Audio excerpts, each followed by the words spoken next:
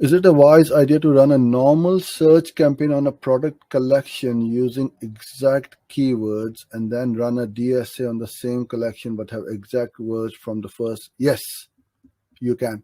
Because the DSA we use as well as fishing for new search terms which we never thought of, but Google is giving us these new ideas, and then you will find, I need to change the messaging in my ads because these people are searching for something else, but it is very close to our product or service as well. So we can reach out to a broader audience.